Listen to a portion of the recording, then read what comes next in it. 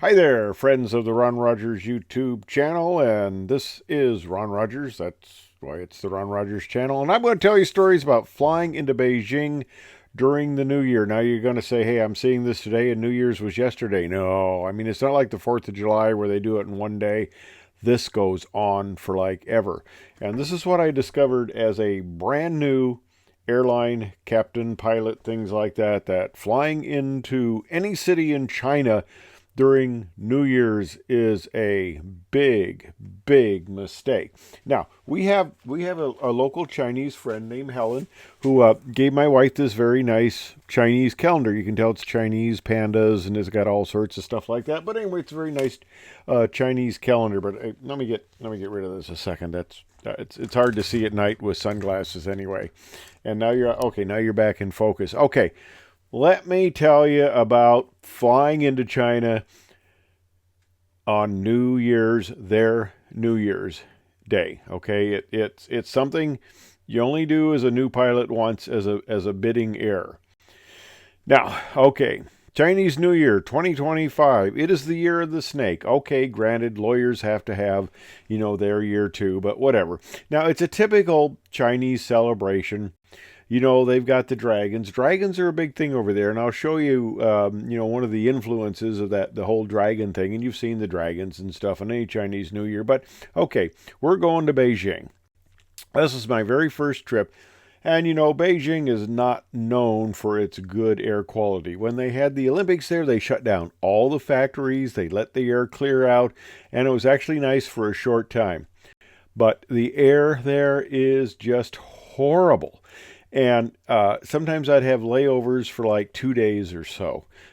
We'd come to Beijing and we'd fly somewhere else, and there'd be like a 2 day layover. One time during a holiday, I had a 4 day layover. But I tell you, you're there very long, and oh my gosh, do your eyes and nose and lungs really start to hurt? Because, if you want to see the effects of air pollution where it still exists, this is it. Now, some places that are less industrialized, like Shanghai, the sky's actually not as bad. I mean, the weather is so good that you can actually have flying saucers land on the top of your buildings. It's pretty amazing. And this picture was taken from the lounge from our hotel. Now, it's kind of interesting. They have very nice lounges there. The people are very nice, and it's free food for the nice high paying people, and the airline crews get it too. So it's really nice. But they'll have CNN on the wall up there, and it's kind of interesting. They'll have news stories and stuff like that. If they have a story that is not places China in a good light, suddenly it goes black, and it stays black until the story's gone. And it's kind of interesting because I'd get to another location where it isn't X'd out, and you would see the news story there because, of course, they repeat it. Okay.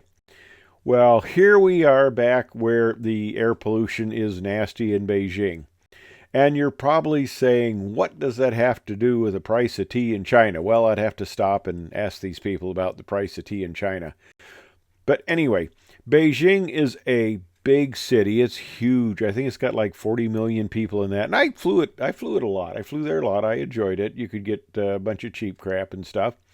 And you'd fly into Beijing and you'd land at their airport. Now, the thing I mentioned about Dragon, see the terminal there, those little things that branch out, those are supposed to be dragon tails. Okay, so I go in there on their 4th of July, their New Year's, and I mean it's bad enough that the air is polluted, and that's why I was showing all that pollution stuff.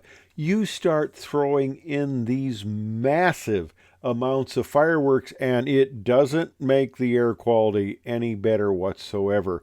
And the fireworks start. But it's just not like our 4th of July where in the evening you have a set of these fireworks are going on. And they go on. And they go on. And they go on 24 hours a day. It's like you are in a battle zone. I mean, it was all night long, just booming. It's all over the place. And of course, Beijing is they're shooting off fireworks in the downtown area, and they are just absolutely all over the place. Okay, well, Okay, I didn't sleep well at all that night, but the next day I got a little nap there, and it's time to go. And the trips when we leave Beijing, we leave kind of in the late afternoon to evening, so it's still daylight.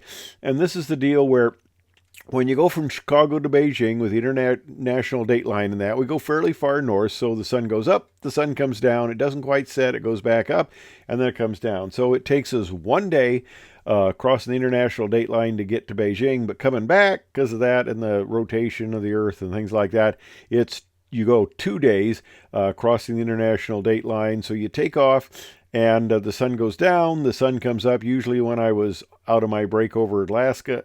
And then by the time you get in, shortly after that, you land in Chicago, it goes back down. But here's typical routing. This is not during the New Year's Eve time at 24 May, and you all know that that's not during the Chinese New Year, but it's a sheet I happen to have here. And this is a typical routing we had from Beijing to Chicago. We go a polar route, and this is back in when we kind of got along with China, and we kind of got along, more importantly, with Russia, and we would fly through the Russian airspace and come up there through Canada down into through Alaska, then down in through Canada and stuff like that. Now you see the green arrows there. The very first part of this trip was flown at night, and it's flown. Let me give you a little bit better view here. It's flown over areas, and yeah, that's not really Paris. That's not the Paris you're thinking of. It's a fix. But anyway, this is over. Most of the time when I'd fly it, it's dark out there. I mean, it's not like the U.S. where every farmer has their big, mercury vapor light out there and they're lighting up the whole thing and there are lights just everywhere, It's not like that. Most of this area in China, for the first 2 hours is dark. And okay, well, it's the Chinese New Year and we take off. And I'm looking out and there are fireworks everywhere. I mean, this is the area I was used that was dark, and there are fireworks everywhere. And it keeps going. And we keep going. And we're going for nearly 2 hours. And it's just everywhere. It was absolutely amazing.